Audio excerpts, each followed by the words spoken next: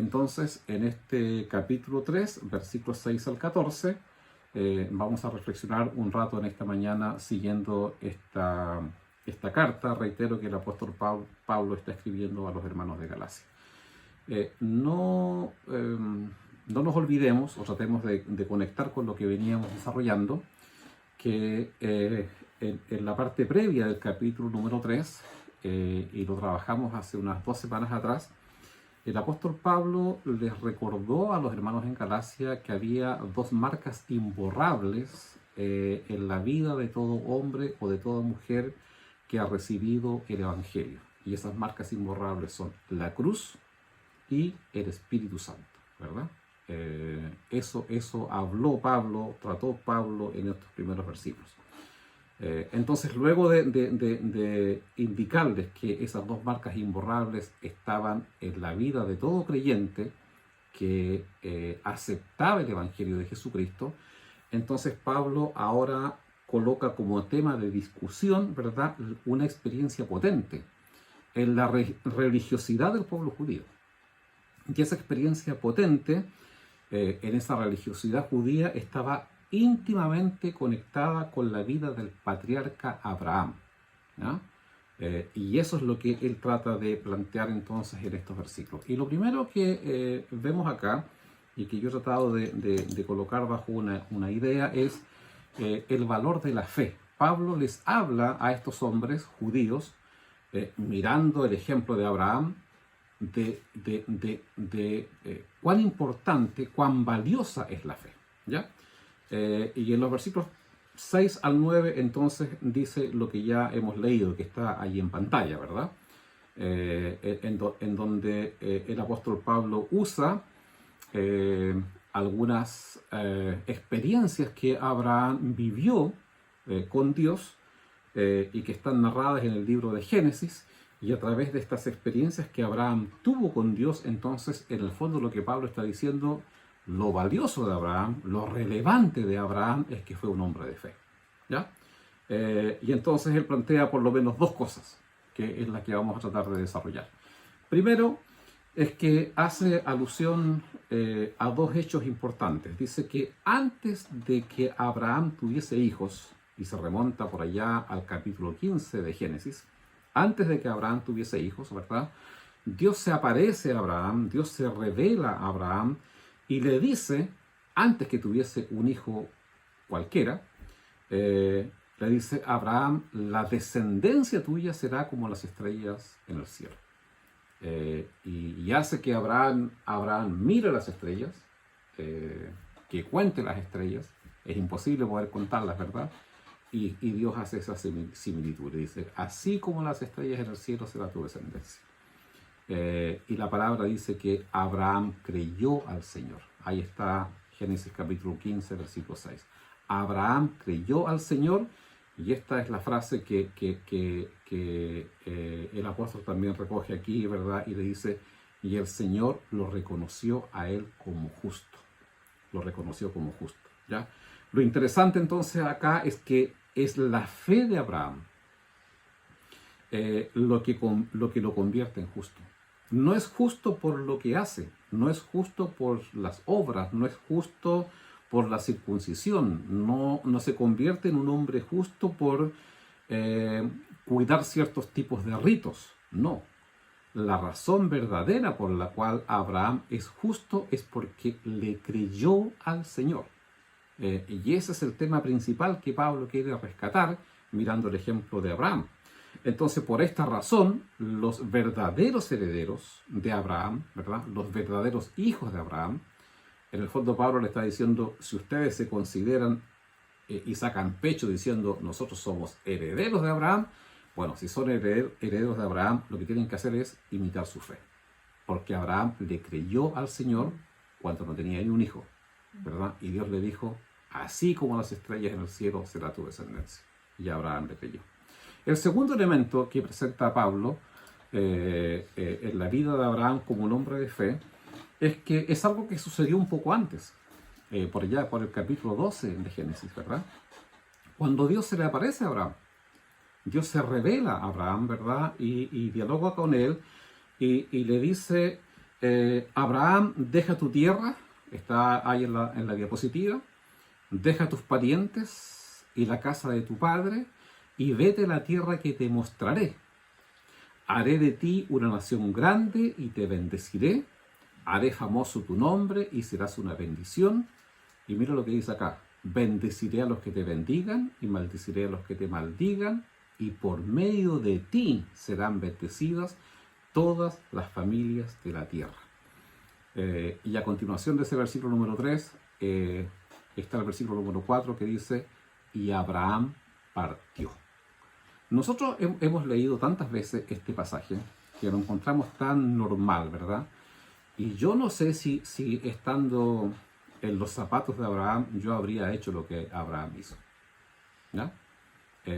Deja tu tierra, deja tu familia, deja tu parentela, deja tus raíces y anda a la tierra que yo te mostraré.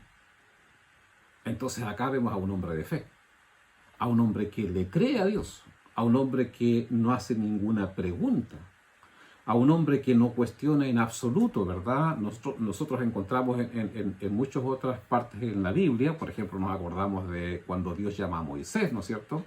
Que ni siquiera lo llama para que deje su tierra, sino que le dice a Moisés, yo te he convocado para que tú seas el líder que saques a este pueblo desde Egipto y tienes que ir y hacer estas y estas otras cosas. Y Moisés empezó con un sinnúmero de presentaciones que le estaba diciendo a Dios, Señor, ¿estás seguro que soy yo el que tengo que ir? Mira mis debilidades, mira que a mí me cuesta hablar, no soy un hombre fácil de palabra, ¿verdad? Pero Abraham partió. Abraham salió. Entonces, por esa razón, a Abraham se le considera el padre de la fe. Entonces, vemos que Abraham fue aceptado únicamente porque entregó toda su vida a las promesas de Dios. Fue aceptado por Dios en base a la fe. Y eso coloca a Abraham en la misma plataforma que nosotros. Nosotros también, al recibir a Cristo en nuestro corazón, ¿verdad?, nos hemos colocado en la misma plataforma de Abraham. Hemos creído por fe. Nosotros en este siglo no hemos tenido la oportunidad de ver a Jesús. No fuimos partícipes de ver la cruz de Cristo, ¿verdad?, y la muerte de Cristo presencialmente. Hemos creído este mensaje por fe, ¿ya? Y esta aceptación, entonces, por parte de Dios de lo que Abraham hizo, se basó en la fe que este hombre tuvo, ¿ya? Esta aceptación, y conviene también decirlo, esta aceptación de parte de Dios respecto de lo que Abraham decidió, ¿no es cierto?, fue antes de la circuncisión, que está por allá en el capítulo 17 de Génesis, ¿ya? Cuando Dios hace un pacto con el patriarca, señalándole que sería el padre de multitudes. Incluso en el capítulo 17 dice que Dios le cambió nombre a Abraham, ¿ya? Ya no se llamó Abram, que era padre enaltecido, sino que le cambió por nombre a Abraham, que significa padre de muchos. Pero esto era el capítulo 17 que Dios hace y que se grafica finalmente se grafica este pacto con la circuncisión, ¿verdad? Fue posterior a lo que Dios ya había efectuado de reconocer a Abraham, que este hombre por la fe creyó en él y lo declaró justo. Entonces, también es importante señalar de que el apóstol no está negando con esto el valor de la obediencia, no, pero recalca que el patriarca recibió el mandato de la circuncisión cuando ya había sido aceptado por Dios. Es decir, está ilustrando que primero es la fe y luego la obediencia, ¿verdad? No puede haber práctica de ritos, no puede haber práctica ceremonial si primero no hay fe. Y lo que recalca entonces Pablo ante una nación que seguía el ejemplo de Abraham o que decía seguir el ejemplo de Abraham, es que si ellos pretendían ser fieles a Abraham, entonces la fe era más relevante que la práctica de ritos o de cualquier otra cosa. Entonces allí está el valor de la fe. Y luego el apóstol Pablo habla acerca del valor de la ley. todos los que viven por las obras que demanda la ley están bajo maldición, porque está escrito, maldito sea quien no practique fielmente todo lo que está escrito en el libro de la ley. Ahora bien, es evidente que por la ley nadie es justificado delante de Dios, porque el justo vivirá por fe. La ley no se basa en la fe, por el contrario, quien practique estas cosas vivirá por ellas, dice el apóstol. Entonces, luego de plantear el valor de la fe y el lugar que tuvo esa fe en la vida del patriarca Abraham, Pablo desarrolla la función de la ley en dos aspectos también, ¿ya? Un aspecto positivo. De alguna forma, la ley tiene un aspecto positivo. ¿Cuál es el aspecto positivo? De que nadie es justificado ante Dios por las obras de la ley, ¿ya? La fe es el fundamento para aquello. Entonces, eso es lo positivo de la ley, ¿ya? No es ese el camino para ser justificado, ¿ya? Es la fe el fundamento sobre el cual se construye la relación con Dios. Pero también aquí Pablo habla de que la fe tiene un aspecto negativo. Y el aspecto negativo es que cuando la vida es gobernada por la ley de Moisés, no conlleva aceptación, sino que conlleva maldición, ¿ya? Ahora, no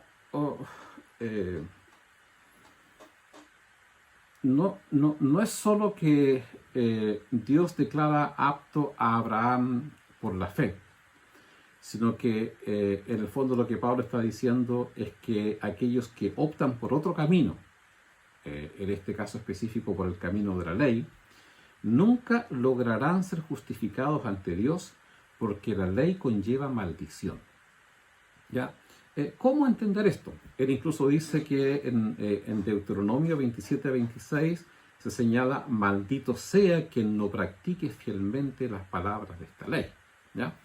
Generalmente se ha entendido de que lo que acá se está planteando es que nadie puede cumplir toda la ley. Y como nadie puede cumplir toda la ley, entonces la maldición está sobre la vida de aquella persona. Sin embargo, a mí me llama la atención de que Pablo, Santiago e incluso Jesús mismo, ¿verdad?, tienen una mirada distinta respecto a este tema de la ley. Pablo, en Gálatas 5:14, el mismo libro que nosotros estamos trabajando, él dice: en efecto, toda la ley se resume en un solo mandamiento: ama a tu prójimo como a ti mismo. Es decir, el apóstol está diciendo que si nosotros amamos a nuestro prójimo como a nosotros mismos, estamos cumpliendo la ley.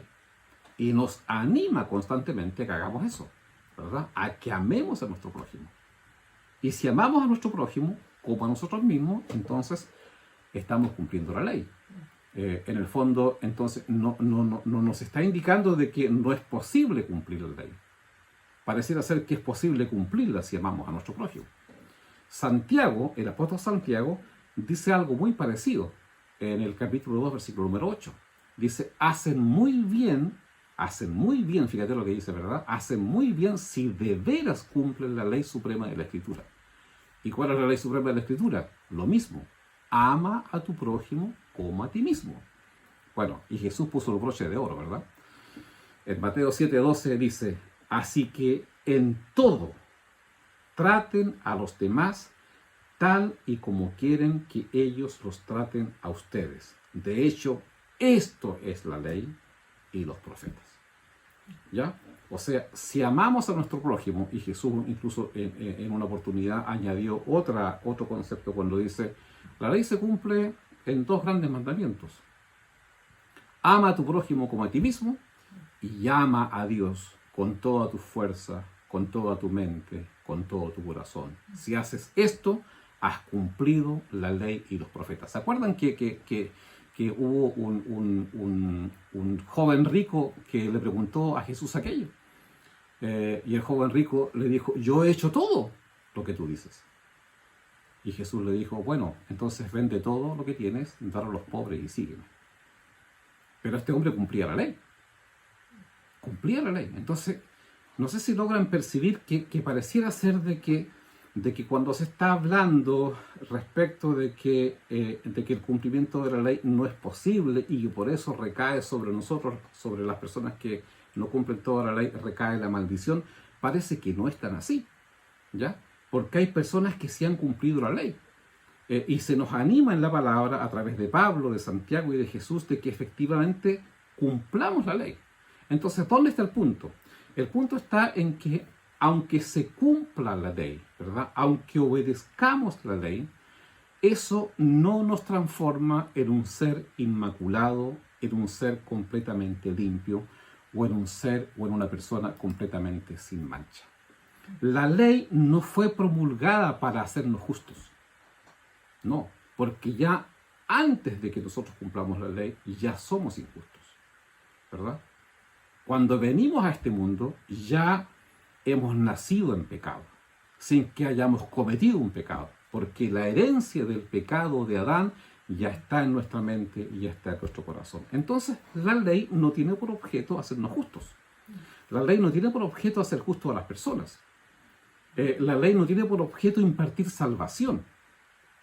La ley tiene por objeto mandar, prohibir o permitir una determinada conducta. Sin embargo, cumplir aquello no significa que la persona es justa o es inmaculada. Entre nosotros, sin duda, acá en la reunión que tenemos, ¿verdad? Hay hermanos y hermanas que están conectados con todo este tema de la ley, se mueven en el mundo de la ley. Algunos son jueces, abogados, ¿verdad? Y entenderán mucho más profundamente este tema. Pero la ley justamente no está hecha para que las personas seamos justas. La ley manda, la ley prohíbe, la ley permite una determinada conducta, pero no significa de que somos justos. Y Jesús lo grafica cuando él trabaja el tema del Sermón del Monte, ¿ya? Él dice varias veces en Mateo capítulo 5, 6 y 7, que los fariseos eran expertos en buscar ser justos a través del cumplimiento de la ley, ¿ya? Pero Jesús señaló de que si nuestra justicia no es mayor que la de los fariseos, no entraremos en el reino de Dios, ¿ya? Él dijo, ustedes han oído, y aquí es uno de los ejemplos, ustedes han oído que se dijo a sus antepasados, no mates, y todo el que mate quedará sujeto al juicio del tribunal, Mateo 5, 21. La ley del Antiguo Testamento, por ejemplo, y la tradición rabínica y moderna reconocen que hay distintas clases de homicidio, y en base a eso se aplica el grado de la sentencia, ¿verdad? Por eso es que hay homicidios en primer grado, en segundo grado, en tercer grado, y en base a ese grado, a esa gravedad, se aplica la sentencia. Pero Jesús fue más allá. Y él dijo, pero yo les digo que todo el que se enoje con su hermano quedará sujeto al juicio del tribunal. Es más, cualquiera que insulte a su hermano quedará sujeto al juicio del consejo. Pero cualquiera que lo maldiga quedará sujeto al juicio del infierno. Bueno, entonces uno acá ilícitamente se puede hacer preguntas, ¿verdad? ¿Qué quiso decir Jesús? ¿Es la ira tan mala como el asesinato? ¿Herir el espíritu de otra persona con un epíteto maldiciente es tan grave como lanzarle un hacha que desparrame los sesos? ¿Qué fue lo que quiso decir Jesús? Lo que Jesús quiso decir, amados hermanos, es esto, y creo que esto ejemplifica lo que Pablo está tratando de decir cuando habla de que la ley se transforma en maldición, ¿ya? Lo que Jesús quiso decir es que el homicidio es pecado, por supuesto, ciertamente lo es, pero también quiso decir, ¿verdad?, que la ira también es pecado. Los escribas ponían el énfasis en el acto exterior, en lanzar el hacha, por así decirlo, ¿verdad? Jesús colocó el énfasis en la intencionalidad del corazón. Se podía albergar, según los fariseos, odio hacia otra persona. Pero si ese odio se refrenaba, ¿verdad? Si la ira se refrenaba, entonces no se transformaba en pecado, no transgredías la ley y, entre comillas, seguía siendo justo. Pero Jesús dice, no, esa no es la justicia verdadera. No es el acto externo lo más importante de todo, sino la actitud del corazón. Y este ejemplo, que tiene que ver con la ira, ¿verdad?, o con el homicidio, Jesús lo multiplica en diversos otros aspectos del cual él habla en el Sermón de la Montaña. Entonces, ¿el valor de la ley cuál es? El valor de la ley, ¿verdad? La ley, vuelvo a decir, no fue hecha, no fue creada para hacernos justos. La única forma de alcanzar justicia y de ser hombres y mujeres justos, ¿verdad?, no es a través del cumplimiento de la ley. Entonces, si nosotros pensamos que siguiendo ese camino vamos a alcanzar justificación, eso se transforma finalmente en maldición. No porque no podamos cumplirla, sino que ese no es el camino establecido por Dios. El camino establecido por Dios es la fe, ¿verdad? No es la ley, aunque podamos cumplir la ley. Entonces, bueno, Pablo va al último punto que tiene que ver con la amplitud de la fe. Y él dice, Cristo nos rescató de la maldición de la ley, ¿verdad? No sé si logran ver, pero cómo va él desarrollando la idea. Cristo nos rescató de la maldición de la ley al hacerse maldición por nosotros. Pues está escrito, maldito todo aquel que es colgado en un madero. Así sucedió para que por medio de Cristo Jesús, la bendición prometida a Abraham llegara a las naciones y para que por la fe recibiéramos el Espíritu según la promesa. Versículos 13 y 14. Pablo une aquí la promesa dada al patriarca Abraham con la obra de Cristo Jesús, señalando que esa obra en la cruz nos rescata de la maldición de la ley.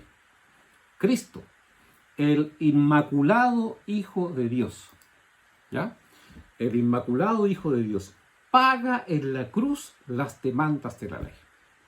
Y no lo hace por las transgresiones que él cometió, porque no hay transgresiones, no hay pecado en la vida de Jesús, sino que él paga por las transgresiones nuestras, por el pecado de cada uno de nosotros. Y ese acto provee la justicia que necesitamos, por lo cual es imprescindible recibir esa obra de Cristo por la fe. No es la ley, vuelvo a decir, la que nos justifica. No es el camino establecido para justificarnos, ¿verdad? No hay forma que nosotros, cumpliendo incluso con toda la ley, podamos ser justificados. No es posible, ¿ya? Porque no es el camino para justificarnos. Ejercer fe como Abraham lo hizo, ese es el camino para alcanzar la justificación y la salvación. ¿Y por qué? Porque un corazón justo, amado hermano y hermana, tan solo puede ser un don de Dios. El corazón justo es algo que Dios provee, es algo que Dios otorga, ¿verdad? No es, reitero, cumplimiento de la ley, no es cumplimiento de rito, no es cumplimiento de procedimientos.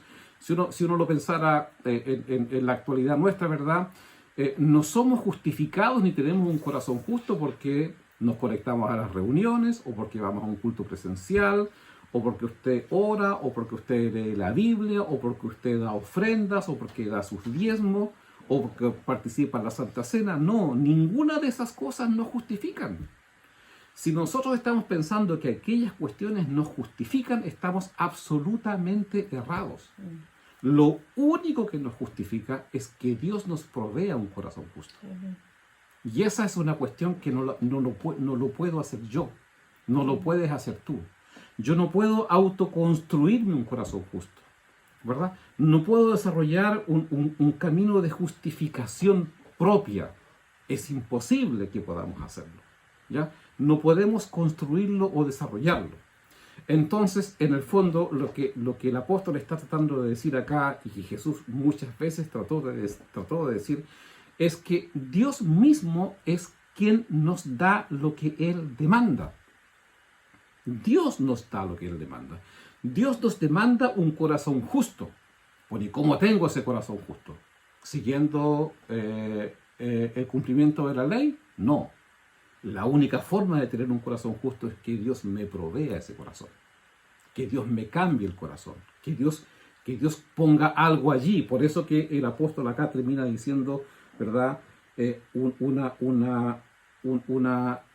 elemento muy importante. Dice, así sucedió para que por medio de Cristo Jesús la bendición prometida a Abraham llegara a las naciones y para que por la fe, mira lo que dice, recibiéramos el Espíritu según la promesa. Claro, sí, el corazón nuestro se transforma en un corazón justo cuando el Espíritu de Dios viene a nosotros.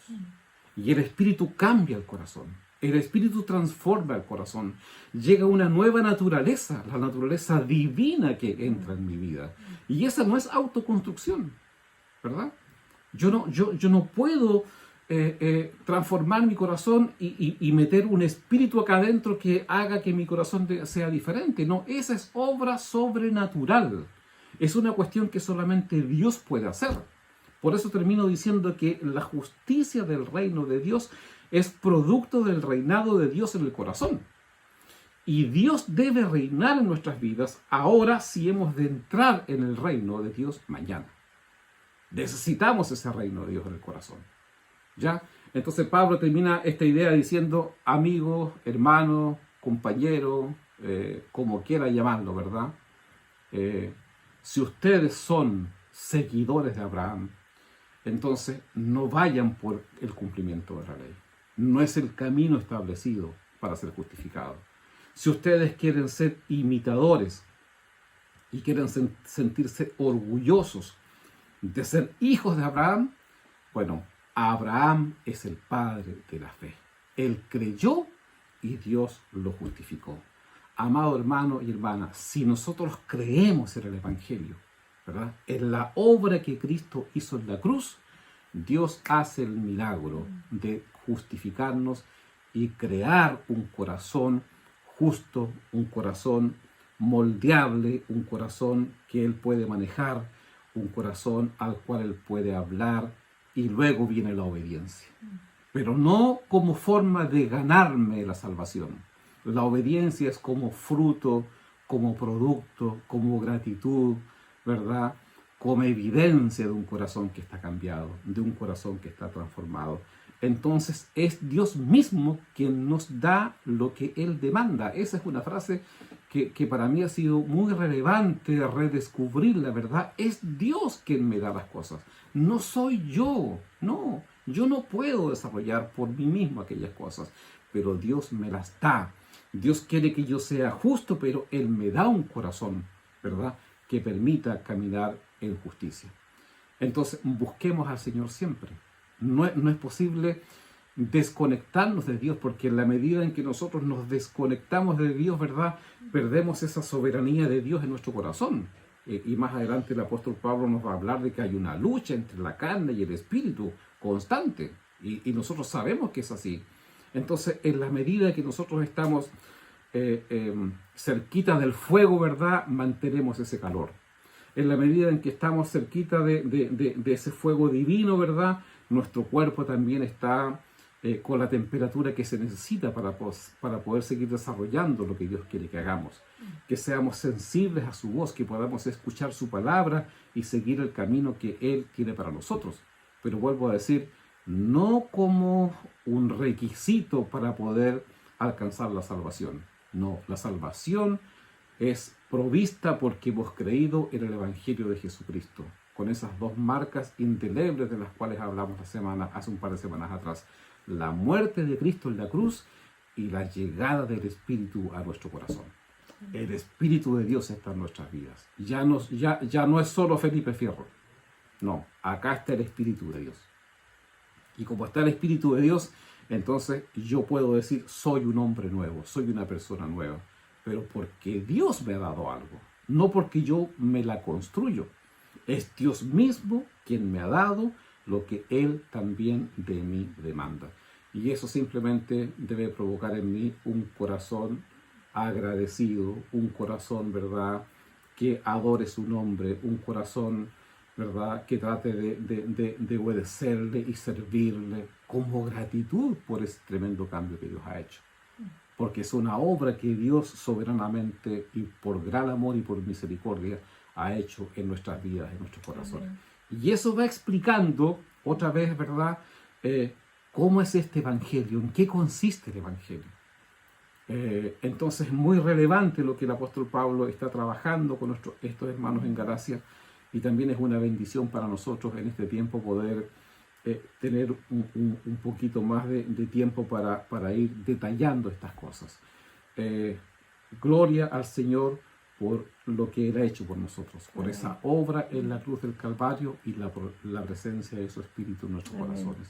Y que Dios nos ayude a mantenernos en esa senda, a no confundirnos, ¿verdad? No es por obra, no es por cumplimiento, no es por seguir los ritos religiosos, no, es por la obra soberana de Dios cuando creímos el Evangelio de Jesucristo con su muerte y su resurrección, lo que nos ha traído bendición y vida eterna. Oremos al Señor. Padre amado, gracias Señor en esta mañana cuando tú a través de tu palabra nos explicas con tanto detalle y espero que también Señor con facilidad de comprensión lo que es el Evangelio. Señor, ese Evangelio maravilloso que nos ha traído una vida nueva, una vida diferente.